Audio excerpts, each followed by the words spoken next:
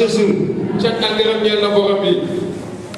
Pendant que je suis en train de préparer l'enseignement sur l'adultère, je suis allé plus loin dans mes recherches. Je me suis rendu compte que je ne peux pas aborder ce sujet maintenant. Je dois aborder ça le dernier dimanche. On va clôturer sur ce point-là. Parce que quand je fais des recherches, je me suis rendu compte on peut uniquement faire un fascicule sur l'adultère. On ne peut pas parler de l'adultère sans parler de divorce. Et dans mes recherches, j'ai compris une chose. Il y avait deux écoles rabbiniques. Et dans ces deux écoles, il y avait deux maîtres qui enseignaient sur ce sujet adultère. Le premier maître qui s'appelait Alan, lui, il a encouragé le divorce. Il disait ça, si une femme ne sait pas faire la cuisine, tu peux divorcer. Si une femme ne repasse pas tes habits, tu le mets dehors. Si une femme est fainéante, au lieu de travailler avec tu lui donnes 5 servantes, tu le mets dehors. Ça, c'était ce qu'il enseignait dans son école. Mais l'autre maître disait ceci. Si la femme, je me suis dit pourquoi seulement la femme pas non. Lui il encourageait l'adultère pendant le divorce à condition que la femme tombe dans l'adultère. C'est-à-dire que si ta femme te trompe, on se demande une lettre de divorce. Et parmi ces deux maîtres, il y a eu un maître de maître Jésus. Et lui il dit, si Moïse vous a demandé de donner des lettres de divorce, c'est à cause de l'endurcissement de vos cœurs, le recommencement dans la pensée de Dieu. Le divorce n'existait pas. L'adultère non plus. Et je me suis rendu compte que si j'aborde ce sujet aujourd'hui, je veux couper ça. On va clôturer sur ces sujets. Aujourd'hui, je vais parler de l'homosexualité, lesbianisme, je vais parler de l'inceste. Si possible, la bestialité. Alléluia. Gloire à Dieu. Je veux bénir Dieu pour ses enseignements. Pour ceux qui sont là pour la première fois, il y a, je pense, 2 semaines, 3 dimanches de cela, que nous sommes en train d'aborder un sujet qui s'intitule les péchés qui souillent le corps. Les péchés qui souillent le corps. Le premier péché qu'on a vu, c'est la masturbation. Donc si tu es là ce matin, et que tu croyais que la masturbation c'est bon, c'est pour soulager sa conscience, c'est pour se libérer. J'aimerais te dire que ce matin c'est un péché qui suit le corps. Le deuxième péché qu'on a vu qui suit le corps, c'est la fornication. La fornication, c'est des rapports sexuels avant le mariage. Si tu n'es pas marié et que tu as quand même un petit ami et que vous osez faire les choses de marié, c'est un péché. C'est pas moi qui dis cela, mais c'est Dieu dans sa parole. Touche quelqu'un dit que des rapports sexuels avant le mariage c'est un péché.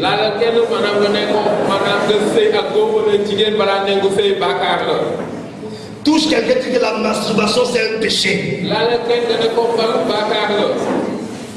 Et pendant ce temps d'enseignement, Dieu est en train de nous affranchir.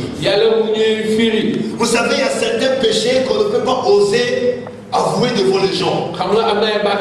Et je me suis rendu compte que Dieu nous a délivrés de ce péché. Parce que si tu n'es pas délivré, tu ne peux pas te tenir comme grâce. Comme d'autres personnes qui sont venues dénoncer ce péché. Ce soir, ce matin, autant pour moi, avant de continuer l'enseignement, je vais appeler la sœur Gloria. Elle aussi, elle veut dénoncer le péché de la fornication. Elle était esclave de ce péché, Dieu l'a délivrée. Je vais aussi appeler la sœur Solina. Sous vos acclamations, nous allons le recevoir. Est-ce qu'on peut les encourager? Est-ce qu'on peut les encourager? Est-ce que quelqu'un peut acclamer le Seigneur pour elle? Gloire à Jésus. On a besoin d'un micro. Vous savez, personne ici n'a jamais connu n'a jamais pratiqué la fornication. Mais si on ne ose pas s'élever ici, parce que nous sommes encore accros, nous sommes encore esclaves. Si ces deux-là ont pris la résolution de venir, parce que Christ les a touchés. La Bible dit, vous connaîtrez la vérité, et la vérité va faire quoi? Elles sont là parce qu'ils ont connu la vérité, et la vérité les a libérées. Gloire à Dieu. On va commencer avec la sœur Gloria. Bonjour bien-aimés dans le Seigneur. Je voulais témoigner de ce que le Seigneur a fait pour moi en ce qui concerne la fornication. Je pourrais dire que la fornication, pour moi, ça a commencé avec les causeries, parce que je traînais souvent avec les garçons, et les garçons ils avaient l'habitude de dire que quand tu es une femme, si tu te maries vierge et que tu n'as pas d'expérience, et si ton mari il a déjà connu d'autres femmes, à un moment donné, ça va faire que tu seras largué, et du coup, il va sortir, il va aller ailleurs. Et c'est comme ça que petit à petit, j'ai commencé à avoir un petit ami, après un deuxième. Au départ, c'était juste, je peux dire, son bras, et puis c'est tout. Donc pour moi, ça, c'était pas un péché. Je me disais, dès le moment où tu as un petit ami, tu vas pas plus loin que ça va. Mais au fur et à mesure, je peux dire que la fornication, c'est comme une descente en enfer. Tu commences avec une chose, et au fur et à mesure, tu ne fais que descendre, tu ne fais que faire des plus grandes choses, en fait. Et ça a commencé avec les hommes, les rapports sexuels ont commencé. Et j'ai commencé à collectionner les hommes, si je peux dire ainsi. Et j'avais souvent une habitude, c'est que je me disais que moi, quand je dois être avec quelqu'un, je dois le marquer. Donc ce qui faisait que je faisais toujours tout, et même quand tu es avec une autre personne, tu séduis d'autres hommes, c'était devenu comme un jeu en fait. C'est-à-dire que là, tu devais séduire, tu devais... Voilà quoi. Et après, à un moment donné, moi j'ai grandi dans une famille chrétienne, et mes parents, surtout ma mère, me disaient toujours « faut te baptiser, faut te baptiser ». Moi je disais « moi je ne peux pas me baptiser parce que je savais la vie que je menais ». Et je leur disais toujours « moi le jour où je vais décider de laisser tomber, je sais qu'il y a un jour pour moi. Et le jour où ce sera mon jour, je vais tout abandonner et je vais servir Dieu. Mais je ne veux pas servir Dieu un pied dedans, un pied dehors. Tu es à l'église, tu es baptisé, mais entre-temps tu forniques. » Je me disais ça, je ne veux pas de ça.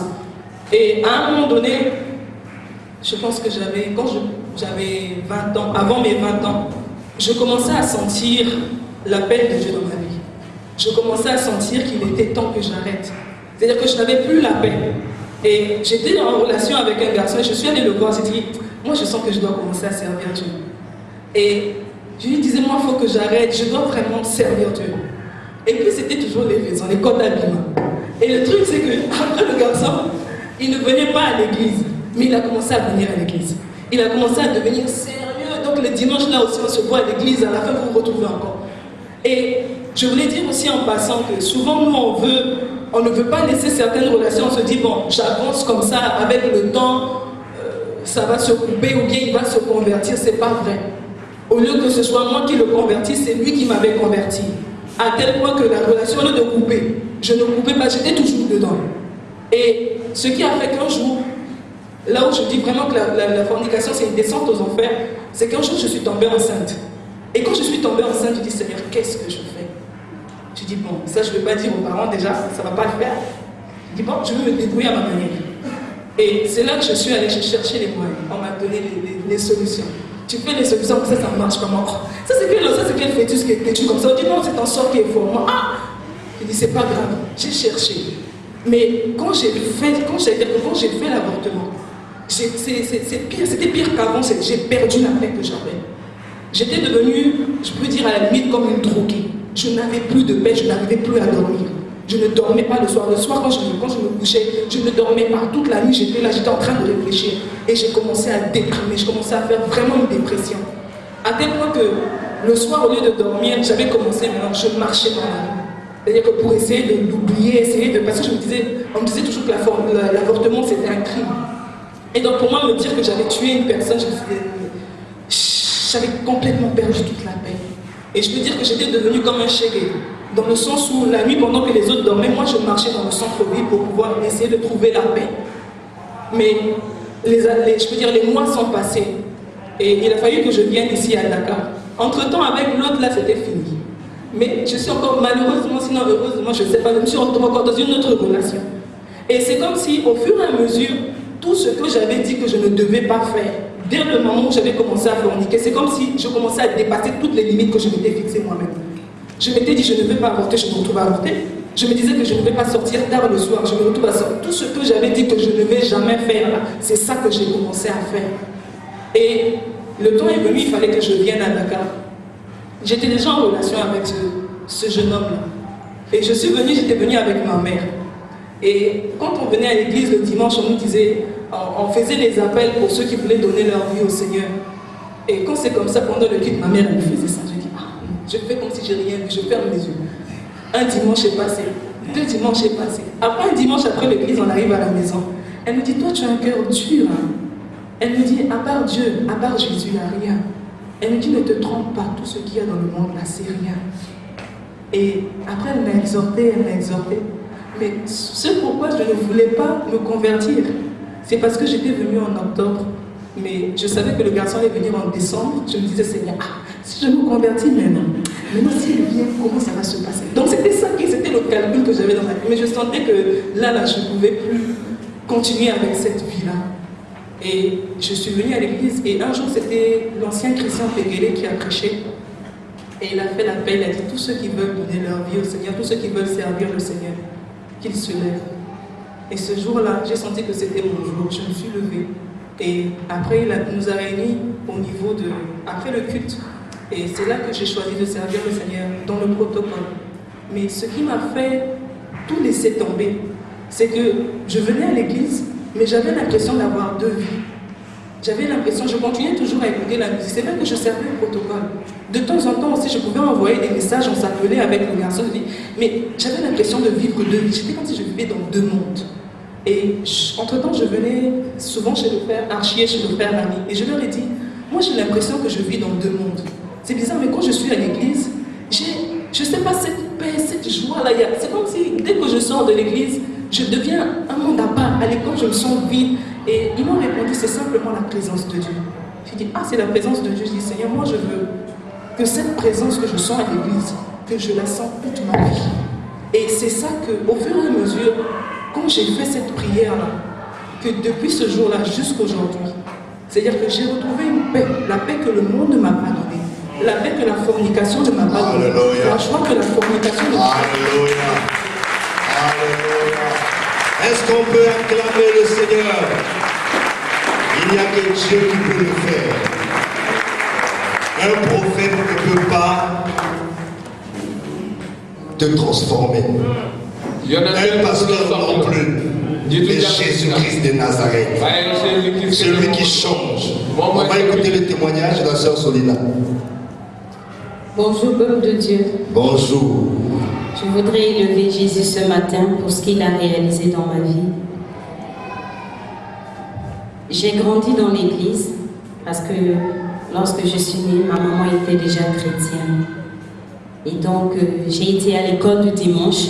Très jeune, j'ai commencé à chanter dans le groupe de louanges, à participer au concert et c'était ma vie. Église, école, maison, c'était ma vie. C'est comme ça que j'ai grandi. Il y avait un homme de Dieu à côté de moi qui m'encourageait, qui me formait. Mais à un moment, il était décédé. Et tout de suite, j'ai perdu des repères. Et les bases ont commencé à quitter ma vie. Mais j'avais fait une promesse à ma maman parce qu'elle m'avait demandé de lui donner le bac. Elle voulait que je puisse avoir le bac. Je lui ai dit d'accord, je vais avoir mon bac et jusqu'à ce que je n'ai pas mon bac, je ne connaîtrai point d'homme. J'ai fait cette promesse à ma maman. Ma promesse n'était pas basée sur un engagement avec le Seigneur ou bien un vœu avec le Seigneur, mais c'était comme une promesse de probité morale envers ma maman. Et ça, je l'avais gardé à cœur. tant que je n'ai pas mon bac, je ne connaîtrai point d'homme. Et c'est comme ça que je grandissais. Mais lorsque j'étais en classe de 4e, j'avais une habitude quand quelqu'un ne s'entendait pas bien avec moi ou quelqu'un voulait me créer des problèmes, si c'était une fille et qu'elle avait un petit ami, je faisais tout pour détruire leur relation. Ou si j'apprenais que ma grande sœur avait un copain et ce copain-là a une autre copine à côté qui devient la rivale de ma grande sœur, alors je fais tout pour entrer dans cette relation, pour couper cette relation. Alors qu'est-ce que je faisais? Soit je séduisais le garçon qui sortait à ma grande sœur pour que l'autre rivale, qui est la rivale de ma grande sœur, soit jalouse et commence à manifester la jalousie. Et puis après, le garçon casse. Parce que je sais que les garçons, lorsque tu es trop jalouse, à un moment, il va casser. Parce que tu lui enlèves sa paix. Soit je cherchais à connaître la petite sœur de cette dernière. Et si elle avait un copain, j'allais séduire son petit copain. Et tout de suite, il cassait. Donc c'est comme ça que je grandissais. Je prenais du plaisir. Et mon premier baiser, j'étais en classe de 4e, justement, c'était une vengeance. J'ai embrassé le petit copain à la petite sœur, à la rivale de ma grande sœur. Et à partir de là, ils ont cassé. Et je prenais désormais plaisir à embrasser. Le deuxième, je l'ai embrassé en 3e. Même j'étais vierge. Je suis arrivée jusqu'à 19 ans, j'ai passé mon bac, je l'ai obtenu. Mais dans ma tête, je grandissais avec une forteresse. Dès que j'avais mon bac, j'étais libre de faire tout ce que je voulais parce que là, j'avais déjà reçu le cœur de ma mère. Et c'est ce qui est arrivé. Et pourtant, j'étais avec le Seigneur. Je chantais, je servais dans l'église. J'étais vraiment attachée au Seigneur. Mais dès que j'ai eu mon bac, alors ça s'est passé comme c'était dans ma tête. J'ai connu mon premier homme et voilà, j'ai perdu ma virginité. Et lorsque j'ai perdu ma virginité, j'ai perdu aussi beaucoup de choses avec le Seigneur. J'étais très intelligente à l'école. Quand j'étais première, par exemple, de mon lycée ou de mon école, si par exemple j'ai 12 de moyenne, celui qui doit être déclaré deuxième doit avoir 9 de moyenne, ou bien en dessous. Dans mon école, j'ai appris ce qu'on dit premier ex-aequo à cause de moi, parce que je travaillais. Le Seigneur m'avait donné une intelligence à l'école. Mais dès que j'ai connu les hommes, paf, j'ai perdu ça. J'avais des difficultés désormais à apprendre mes leçons. Alors que j'étais du genre, dès que le prof écrit, je lis, c'est fini. Je peux venir en classe sans regarder mes cours. Et c'était comme ça. Tout le temps dans les lycées où je passais, j'étais toujours majeure du lycée. Mais quand j'ai connu l'homme, j'ai perdu ça. Et dans le monde spirituel, j'avais développé une peur. Quand j'arrivais quelque part où quelqu'un louait le Seigneur, j'avais très peur. J'étais dérangée, je ne voulais plus être là. Et tout de suite, j'ai perdu tout ce que le Seigneur pouvait faire dans ma vie lorsque je chantais. Et quand je voyais les gens chanter, j'admirais, mais en même temps, je pensais à ce que le Seigneur faisait avec moi depuis mon bas âge. Tout ça, j'ai perdu ça. Et j'ai continué dans la fornication. J'étais du genre dans le groupe de louanges.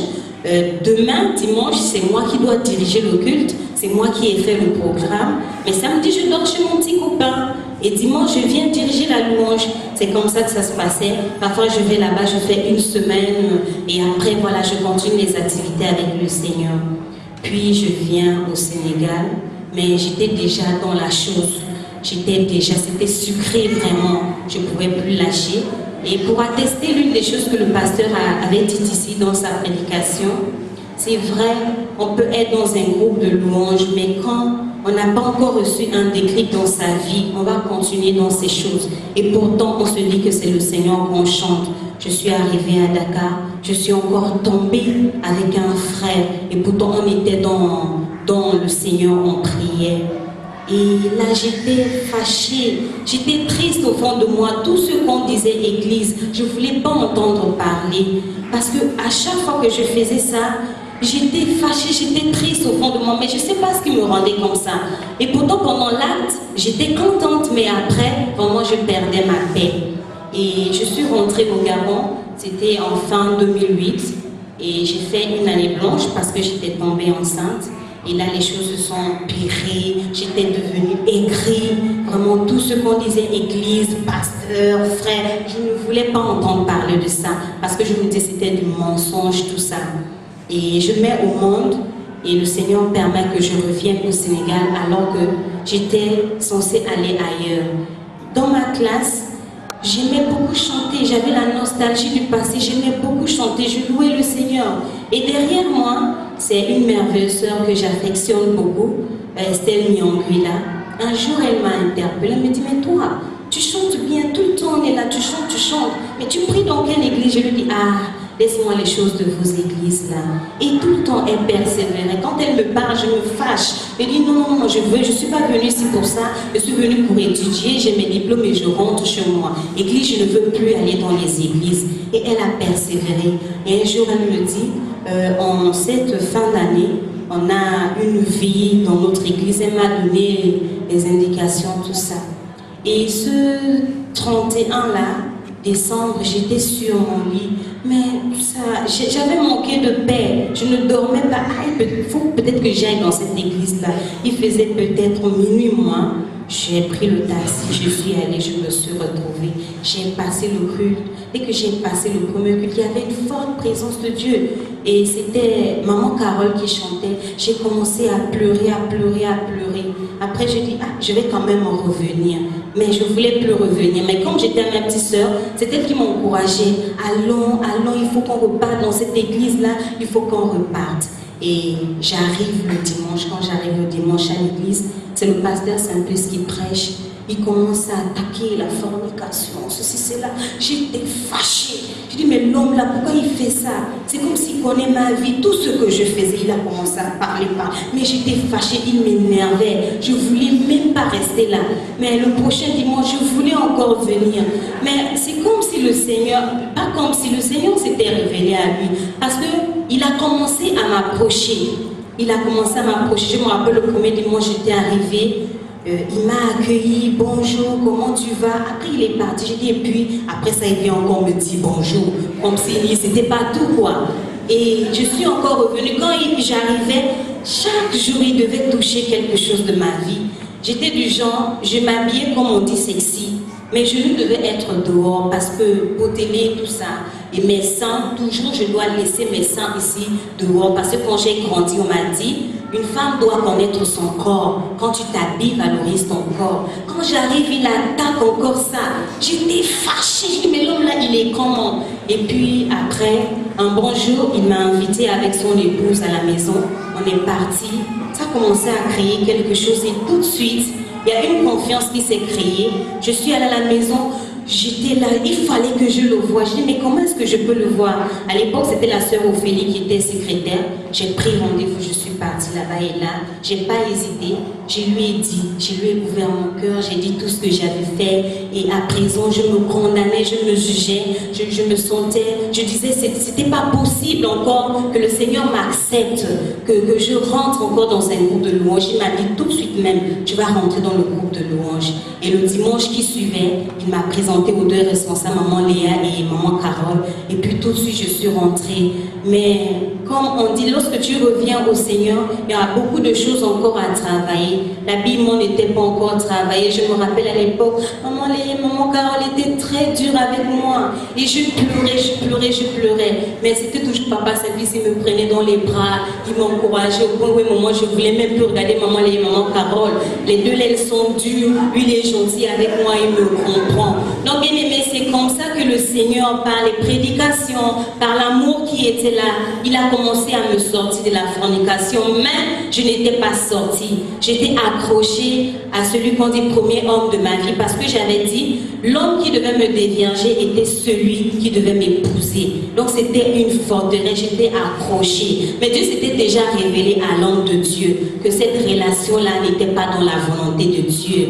Et j'étais tellement accrochée, j'étais tellement attachée. On pouvait prêcher, j'ai dit, mon homme c'est celui-là, il n'y a pas quelqu'un d'autre. Jusqu'à ce que un jour, le pasteur avait créé un mouvement, l'association des futurs fiancés. Et moi, je ne voulais même pas. Et un jour, il m'a dit, toi, les autres viennent aux enseignements, tu ne viens pas. Oh, j'étais fâchée, j'ai dit, mais lui là, il sait que moi je suis fiancée.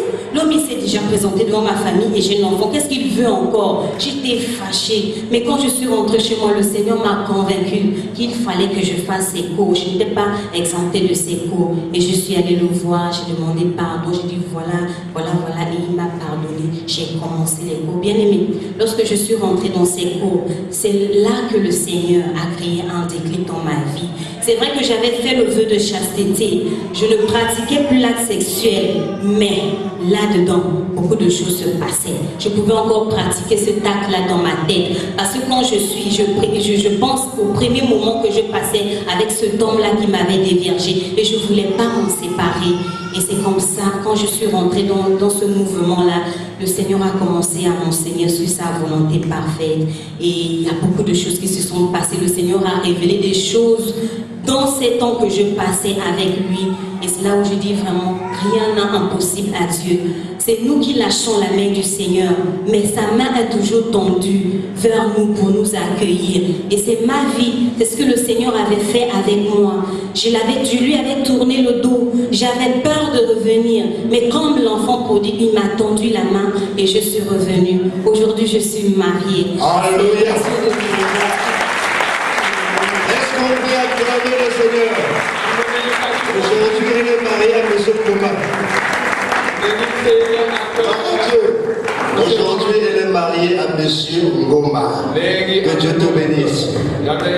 Gloire à Jésus. Donc, je vais t'encourager de fermer les pieds.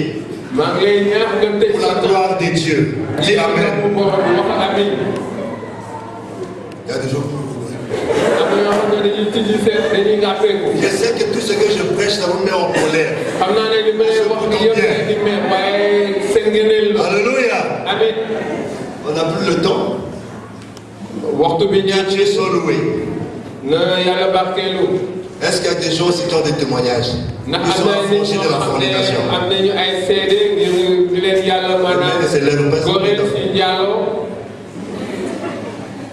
Gloire à Dieu. Nous allons prendre nos Bibles. Nous allons lire dans Lévitique 18, verset 22. Et nous allons lire dans Romains 1, 24 à 28. Lévitique 18, 22. Romains 1, 24 à 28. Je lis au nom du Seigneur. Je lis au nom du Seigneur. Amen. Tu ne coucheras point avec un homme comme on couche avec une femme. C'est une abomination. Je reprends. Lévitique 18, verset 22. Tu ne coucheras point avec un homme comme on couche avec une femme. C'est une abomination. Je lis Romains.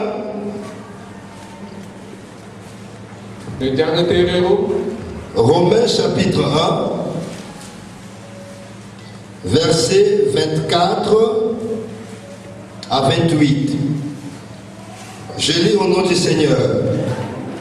C'est pourquoi Dieu les a livrés à l'impureté, selon les convoitises de leur cœur, en sorte qu'ils déshonorent eux-mêmes leur propre corps. Eux qui ont changé la vérité de Dieu en mensonge et qui ont adoré et servi la créature au lieu du Créateur, qui est béni éternellement. Amen. Amen. C'est pourquoi Dieu les a livrés à des passions infâmes, car leurs femmes ont changé l'usage naturel en celui qui est comme nature. Et de même, les hommes abandonnent l'usage naturel de la femme, se sont enflammés dans leurs désirs les uns pour les autres, commettant homme avec homme des choses infâmes, et recevant en eux-mêmes le salaire que mérite leur égarement. comme ils ne se sont pas souciés de connaître Dieu, Dieu les a livrés à leur sens éprouvé pour commettre des choses indignes. Que le Seigneur bénisse sa parole. Je sais que ce sujet, homosexualité, lesbianisme, est vraiment aujourd'hui à la mode. Des hommes considérés, des hommes respectueux, encouragent même les gens de pratiquer ces pratiques qui sont appelées contre nature. Aujourd'hui, les gens disent que un homme peut coucher avec un homme, c'est normal. Les gens disent qu'une femme peut coucher avec une femme, c'est normal. Mais dans Lévitique 18, verset 22, Dieu condamne cela. La Bible dit que c'est une abomination. Je vais vous poser une question, c'est quoi une abomination? Qu'est-ce que vous comprenez par le mot abomination? Qui peut dire quelque chose? Abomination, oui. Quelque chose de horrible. Oui, quoi encore? Abomination? Oui. C'est la saleté, oui, c'est ça. Quoi encore, oui? Qui va à la rencontre des normes. Hein? C'est une confusion. Quoi encore? Une contre-nature. C'est-à-dire quelque chose de ce qui est honteux. Alléluia. Donc la Bible dit quand un homme va avec un homme, c'est une abomination. Quand une femme va avec une femme, c'est une abomination.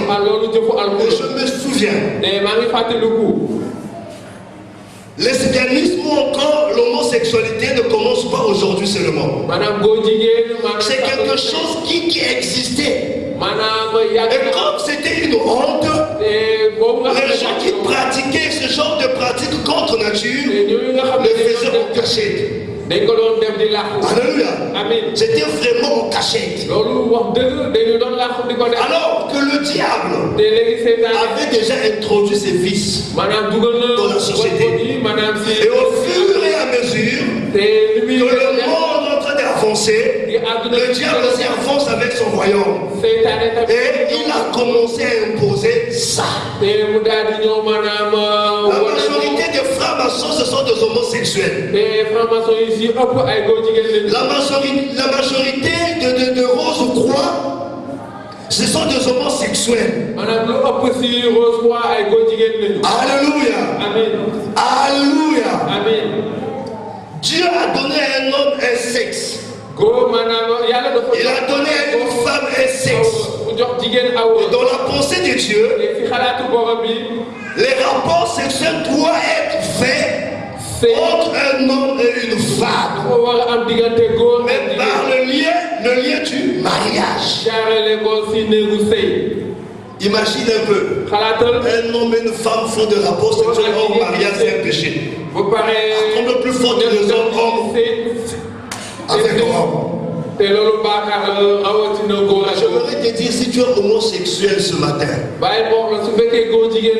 si tu es lesbienne ce matin, je ne prêche pas pour te condamner, mais je veux que Dieu te délivre. Qu'est-ce que moi j'ai constaté? Moi j'ai commencé l'homosexualité. J'étais encore jeune. Écoutez-moi bien, parce que je l'ai pratiqué. J'étais encore jeune. Et on avait Yaya dans notre quartier. Dans notre quartier, les parents avaient tellement confiance à tous les Yaya du quartier. Ils pouvaient nous laisser avec ces Yaya. Ces Yaya décident de ce qu'il fait de nous, les parents ne parlent pas parce que les Yaya avaient toujours raison. Et c'est comme ça que ces Yaya ont commencé à abuser de nous. C'était l'époque des défilés. Donc si tu veux être sassou, que les gens te portent, il faut que tu sacrifies ton corps. Comme je voulais être Sassou. Et c'est comme ça que ce Yaya m'a mené dans sa chambre. Il pratiquait le sexe avec moi. Allô? Les parents ne savaient pas. Et après, j'ai commencé à grandir, j'ai pris goût. Et quand on se retrouvait avec des amis en train de se laver, et c'était devenu un jeu de vie bateau. Vous coulez l'ombé, votre lombé. J'ai de l'île bateau. Donc je fais, l'autre me fait. Et j'ai commencé à grandir avec. Je pouvais sortir dans un vide. Je pouvais être attiré par un homme et être attiré par une femme. Et j'ai commencé à grandir avec ces sensations-là. Quand je vois un bel homme, j'ai envie de le connaître. C'est quand j'ai rencontré Christ dans ma vie que je me suis rendu compte que c'était une abomination. Et je suis passé à la délivrance. On a brisé ce lien d'armes qui était lié entre moi et ce grand frère. Je voudrais dire ceci. Beaucoup de gens ont pratiqué l'homosexualité, le lesbianisme au bas âge. Je prends par des sœurs. Beaucoup de filles à l'âge de la puberté. Elles sont tellement curieuses. Ils veulent connaître ce quoi cette vie-là. Parfois c'est une grande sœur du quartier. Quand tu vas aller demander conseil, pour qu'elle te montre ce quoi, comment on embrasse. Et que tu viens, je te montre. Il commence à te toucher. Il commence à t'embrasser. Dès que tu l'as fait avec une femme, qu'il soit sachet ou moins âgé, tu as pratiqué le lesbianisme. Et c'est là où je dis, je n'encourage pas deux sexes, deux sœurs, deux femmes dans la douche à deux se laver. C'est là où ça commence. Tu as des jolies seins. Mais quand je te touche, ça te fait des sensations. Fais d'abord ce que tu m'as fait, j'ai senti un plaisir. Allez, oh, il dit quel plaisir. Donc si tu touches, vous vous touchez, on fait ça. Et chaque jour, vous avez remarqué, ils aiment aller se laver à deux, alors c'est un secret. Quand tu rentres à la douche, tu penses qu'ils se lavent, ils sont en train de pratiquer ce qu'on appelle contre nature. Alléluia. Les parents pouvaient laisser leur fille, leur garçon, avec une servante, avec une cuisine. Sans se rendre compte. Je suis dans la délivrance. Ça fait presque 25 ans. La majorité des gens que j'ai suivis ont pratiqué le lesbianisme, l'homosexualité. C'était les bas âges. Imaginez que moi, je pratiquais cela. Je laisse un enfant. Alléluia. Et je sens ces sensations, j'ai les envies de le faire. Mais je pose un acte sur ton fils. Je pose un acte sur ta fille. Aujourd'hui, les gens disent que on doit se marier entre hommes. Je voudrais te dire que c'est une abomination. J'ai vu quelques photos. En Afrique, les hommes aussi commencent à se marier entre eux. Mais je dis que c'est une abomination. C'est un injure contre Dieu.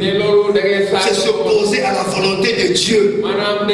Lorsque Dieu a institué le mariage, Dieu n'a pas créé femme avec femme. Dieu a créé d'abord l'homme. Et il a pris la femme à travers les côtes de l'homme. Et c'est ça la volonté de Dieu. Et je voudrais te dire, si tu te sens attiré par des hommes, ou soit tu te sens attiré par des femmes, je t'explique là est en toi. Même si tu n'as pas encore posé des actes, il faut que tu avoues ça. Il faut que tu dises que moi je sens telle sensation, telle envie. Et qu'on doit prier pour toi pour chasser cet esprit. Sinon tu vas demeurer lesbienne. Bon, moi je me suis posé la question. Vous savez en réalité, même si ma femme prend sa salive, elle met dans ses mains, elle dit chérie, si tu m'aimes, avale ça. Je vais refuser. Écoutez-moi ce que je veux dire. Elle prend sa salive, elle met dans la pomme de ses mains. Chérie, si tu m'aimes, avale ça. Je lui dis chérie, non, c'est ça. Il y a qu'un mystère qu'on peut avaler la salive de sa femme. C'est dans l'intimité, dans le mariage. Quand on est sur le lit ensemble, ce qui est sale devient propre. Alléluia. Maintenant, imaginez que femme entre femme partage la salive. C'est comme si on passait un chat.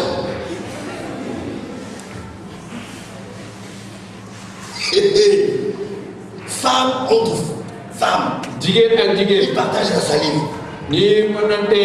C'est vraiment sale. C'est sale. La Bible dit, Dieu les a livrés aux passions infâmes. Dieu les a livrés. Les femmes commencent à aller avec les femmes. Les hommes commencent à aller avec les hommes. Parce qu'ils n'ont pas obéi à Dieu. Ils ont refusé de pratiquer la parole de Dieu. Ils ont adoré la créature au lieu d'adorer le Créateur. Raison pour laquelle ils sont exposés. Et aujourd'hui, ceux qui encouragent lesbianisme, ceux qui encouragent l'homosexualité, ils adorent la créature. C'est des gens qui ont refusé d'adorer le Dieu Tout-Puissant. C'est des gens qui sont dans des loges. Alléluia. Ils sont là pour avancer le royaume des ténèbres. Et comment c'est imposer ça? Moi j'ai aimé la réaction de Mugabe. Le président Mugabe dit qu'il n'y a pas de problème. Si c'est ce qu'ils veulent que nous en Afrique on pratique ça. Que le président du monde entier vienne que je le pousse. Il faut suivre le journal. Il dit que si Obama accepte, je le pousse d'abord. Après je vais organiser ça chez moi. Alléluia. Alléluia. Maintenant, pour les mamans, vous devez commencer à suivre vos enfants de près et de loin. Les enfants, faites l'attitude de femme. Qui parle comme une femme. Quelqu'un parle, elle fait ça, casse ça. On ne riait pas, ce sont des repères. On avait un peu dans notre quartier, on appelait Makiessé. Makiessé, cet homme dressait plus que des hommes. Quand il te fait des tresses, c'est des femmes de ministres. Donc, c'est même là quand il te fait des tresses. Il veut seulement rester au milieu d'eux. Et après, elle a commencé à grandir. On s'appelle des rouges en lèvres, tirer, s'habiller comme une femme. Et c'est comme ça qu'il est tombé. Malade, il est mort. Regardez les conséquences des homosexuels. Dieu a créé le sexe de femme. Et Dieu a donné le sexe de femme les capacités de supporter le sexe de l'homme. Les capacités que le vagin a, l'anus n'a pas ça. Alors, une femme peut mettre au monde un enfant de 5 kilos. Alléluia. C'est un mystère. L'enfant de 5 kilos ne peut pas sortir l'anus.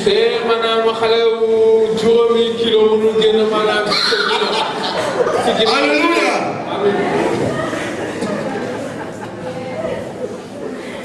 Alors, et la Bible appelle ça l'abomination. La sodomie. Donc frère, si tu es là et que tu as pratiqué ces pratiques impures comme moi, Dieu merci parce qu'il m'a délivré. Et si tu es encore là, tu as besoin de la main puissante de Dieu pour te faire sortir de cette prison. Sinon tu seras dépendant. Et toutes les fois que tu pratiques ça, je ne sais pas, les médecins, qu'est-ce qui se passe, docteur, quand un homme donne sa nuque pour des rapports sexuels? Parce qu'on m'a dit, j'ai appris un moment, l'anus devient passager. Hein? Fissure anale, ouais, merci. Il y a fissure. Parce que Dieu avait créé là-bas rien que pour évacuer.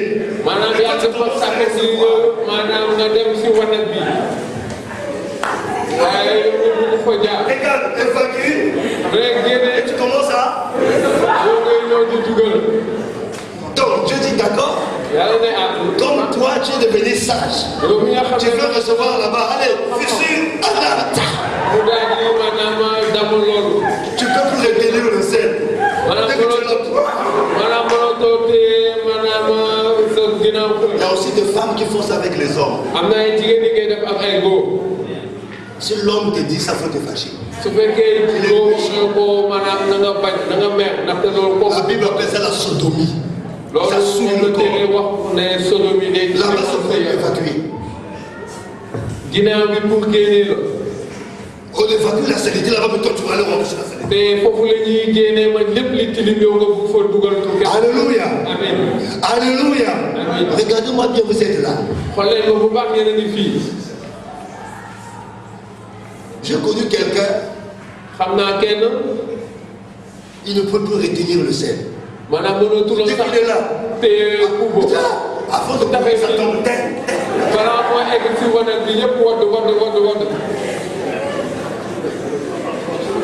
un jour, c'est tombé dans mon bureau, j'étais fâché. J'étais fâché. Ma prière qu'un jour ça tombe pas pour toi. Il faut te débarrasser déjà au nom de Dieu.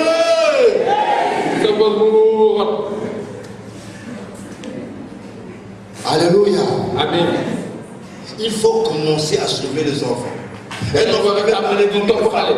Reprimande cet enfant. Ramène-lui à sa place. Moi-même, mon fils, quand tu veux pleurer comme une femme, je dis, hey, arrête-moi ça.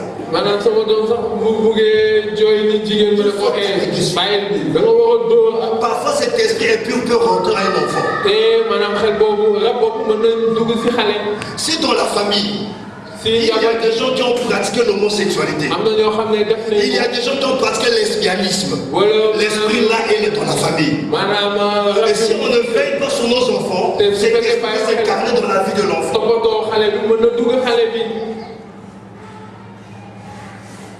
Gloire à Jésus. Gloire à Jésus.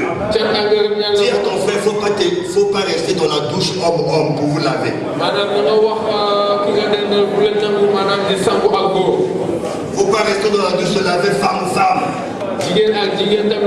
C'est pas beau, c'est pas mignon que la femme regarde tes seins, femme-femme.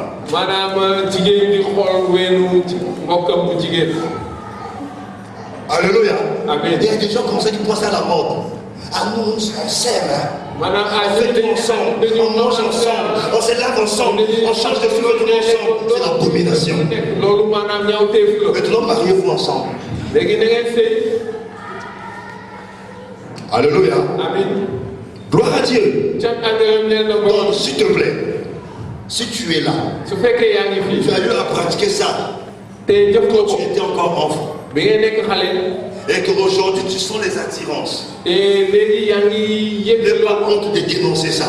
La Bible dit ceci, c'est en confession de la bouche qu'on parvient au salut. Ne pas honte de dénoncer ça. Moi je n'ai pas honte, je suis pasteur. Mais je l'ai fait. Je ne l'ai pas fait parce que je voulais le faire. Mais parce qu'on m'avait obligé. J'ai ignoré les conséquences. C'est quand je suis devenu chrétien que je me suis rendu compte que ce que j'avais fait c'était une abomination. Et je ne peux pas cacher ça, il faut que je le dénonce. Ne fais pas une erreur quand tu vas arriver aux États-Unis. Une femme milliardaire te pousse. Tu m'envoies l'invitation, je ne viens pas. Alléluia. Amen. Et c'est une honte pour une famille. J'apprends que mon frère est en train d'épouser un homme.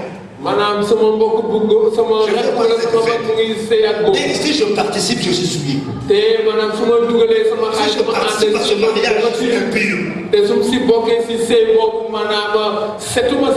Alléluia. Amen. Vous savez, ce sont des satanistes. Leur mission, c'est de nous amener à fléchir devant le Dieu Baal, le diable. L'homosexualité aujourd'hui, ça paye. Quand tu es homosexuel, tu embrasses des millions. Mais à quoi bon gagner ce monde et perdre mon âme? Vous savez, tout ce qu'on fait dans le secret est filmé par Dieu. Le jour que tu vas mourir, il y a rien de complet. Ce que tu faisais au secret n'a pas Dieu te voit. Et ce jour-là, dit mon fils, tu as oublié que tu avais fait. Tu peux être l'homosexuel. De mon fils, oui, papa Dieu. Assieds-toi. Ma fille, oui, papa Dieu. Je veux te montrer le film de ta vie sur terre. Et tu vas bien suivre, tu vas aller là où tu vas partir. Oui, papa Dieu. Ça, c'est le langage de Maman Carbo. Oui, papa Dieu. Alléluia. Amen. Tu vas t'asseoir. Un ange vient. Ça. On monte d'abord quand tu es né. Un joli bébé. Tu prenais le lait. Tu t'étais. Quand tu partais à l'école, tu t'étais pas au ciel. Après, toi avec une femme dans la bouche. Toi avec un homme. Tu as besoin d'inachevé. C'est qui? Tu vas aller en enfer. Alléluia. Amen. Et parmi tous les péchés qui sont sur le corps, l'homosexualité, c'est une malédiction pour une famille. C'est une malédiction pour ta lignée. C'est une malédiction pour les générations. Alléluia. Ne permettez pas les enfants qui se lavent seuls. Gloire à Dieu. Je prends le deuxième sujet, l'inceste.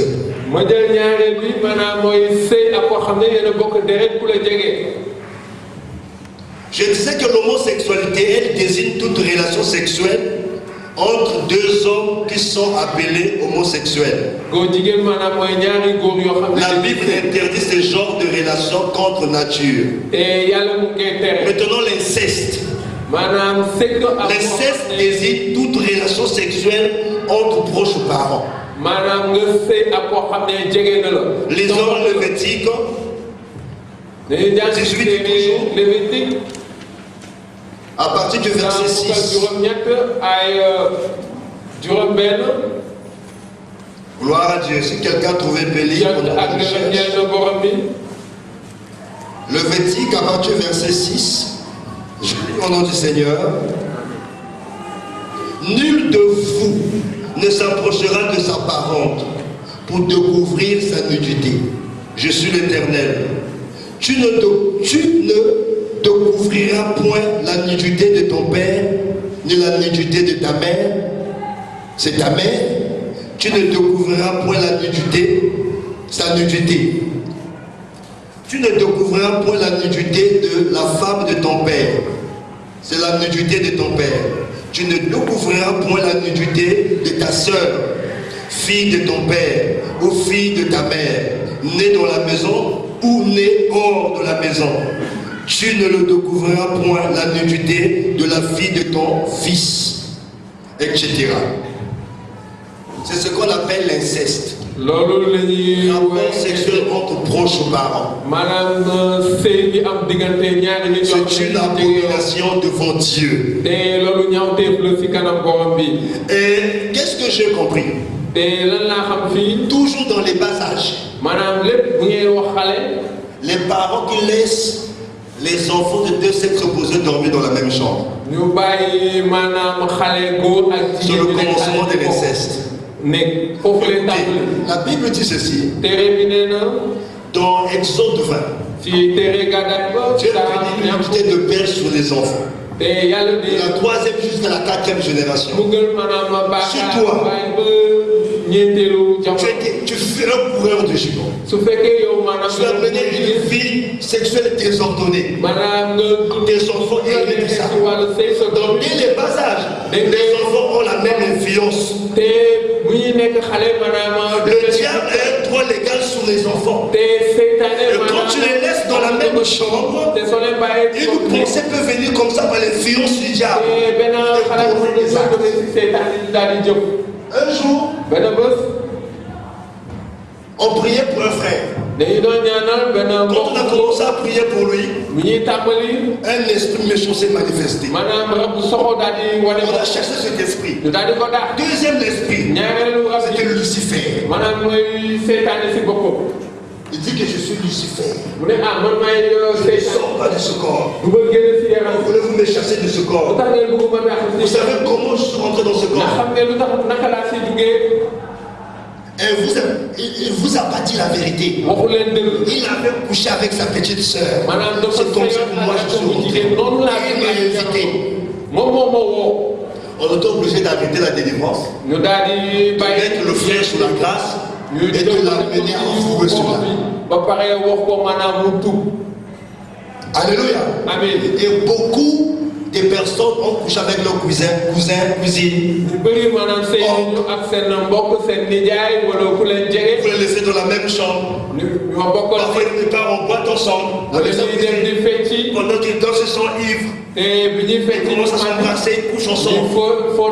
J'aimerais que tu te souviennes, si tu l'as fait, c'est une abomination. Et l'inceste facilite la sorcellerie. Alléluia. L'inceste facilite la sorcellerie. Une relation, un enfant est né dans l'inceste. C'est facile que les sorciers de la famille contrôlent cet enfant. Les enfants qui sont nés de l'inceste, c'est des enfants qui ont une vie difficile. Parce que c'est une malédiction. Malheureusement en Afrique, il y a encore ce genre de pratiques. Ici au Sénégal, au Mali, même au Congo, il y a encore ce genre de pratiques. Chez nous au Congo, il y a une ethnie. Moi aussi je meurs. C'est mon petit frère qui doit prendre ma femme. C'est une abomination. Dis à ton frère, c'est une abomination. Alléluia. Amen. Ne laissez pas les enfants dormir ensemble de sexes opposés. Ne les lavez pas ensemble. Mais vous le sexe de sa soeur. L'autre aussi voit. Mais un jour vous pouvez poser là. Ne les lavez pas au même moment. C'est vous les parents de commencer déjà à mettre limite. Un mur de séparation entre des sexes opposés des enfants. Sinon demain, le diable va rentrer dans votre foyer. Le diable va rentrer dans votre famille. Vous savez, dans la Bible, il y a eu des rapports sexuels entre filles et parents et leur père. Nous allons lire dans Genèse 19. On parle de l'origine des Moabites et des Ammonites. Vous pouvez lire Genèse 19, 30 à 38. Quand Lot est sorti de Sodome et Gomorrhe, vous connaissez l'histoire que sa femme s'est transformée en une statuette de sel. Donc Lot était resté avec ses deux filles. Et l'aîné va dire, notre papa est déjà vieux. Bientôt il va mourir. Et s'il meurt, nous n'aurons pas de descendance. Et qu'est-ce qu'il va faire? Il va donner à boire à son père. Et dans l'ivresse, elle vient coucher avec son père. Après, il va dire à sa petite soeur, hier j'ai couché avec mon père. Toi aussi tu dois faire la même chose. C'est comme cela que les deux sont tombés enceintes. Et de ces deux-là, il y a eu le Moabite. Alléluia. Et les Ammonites. Et nous connaissons l'histoire de ces deux peuples-là. C'était un peuple maudit par Dieu. À un moment, ce peuple n'avait plus de racines. Dieu avait décidé de les disparaître sur la face de la terre. À cause de ce péché abominable. Il ne faut pas coucher avec ton frère. C'est un péché qui souille le corps. Il ne faut pas coucher avec ta soeur. C'est un péché qui souille le corps. Que Dieu nous bénisse. On va se lever. Je vais m'arrêter ici. Gloire à Jésus. On se lève. Donc si tu as eu un jour embrassé ta cousine, parce que ses lèvres sont roses, c'est une abomination. Cette cousine, c'est bizarre. Alléluia. Amen. On va simplement prier. Si tu as eu à le pratiquer, reprends-toi. Au nom de Jésus. Amen. Amen. Pendant que le groupe de louange nous conduit dans un cantique, on va commencer à prier.